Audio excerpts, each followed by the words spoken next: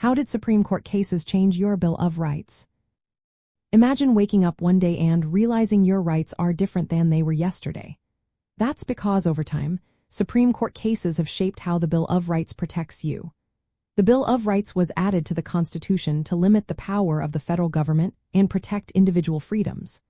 But at first, these rights only applied to the federal government, not states or local governments. That meant your state government could do things that the Bill of Rights didn't stop. Starting in the early 1900s, the Supreme Court began using a part of the 14th Amendment called the Due Process Clause to make many of these rights apply to states too. This process is called selective incorporation.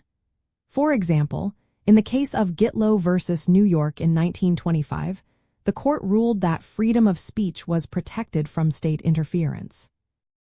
Later, in Neer versus Minnesota in 1931, the court said freedom of the press also applied to states.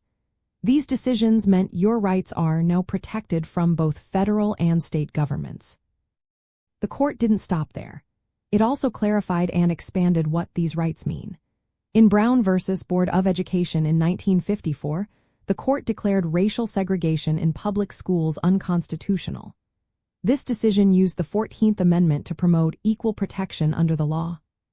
In Miranda versus Arizona in 1966, the court established that police must inform suspects of their rights before questioning them. This protects your Fifth Amendment right against self-incrimination. The court has also made sure legal procedures are fair. In Gideon versus Wainwright in 1963, the court ruled that everyone has the right to a lawyer, even if they cannot afford one. This helps ensure everyone gets a fair trial. The court has also limited military trials of civilians, making sure your rights are protected even during times of war or conflict.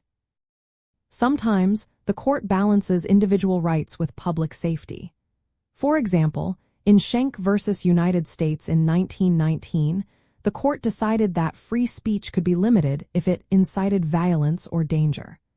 These rulings show that your rights are protected but can be balanced against the needs of society. All these decisions mean that your rights like freedom of speech, religion, fair trials, and equal protection are now protected from actions by both federal and state governments.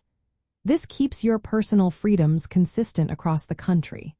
Knowing how these court cases have changed the Bill of Rights helps you see when your rights are being respected or when they might be at risk. It shows that the Bill of Rights is a living document, shaped over time by court decisions to keep your freedoms safe in changing times.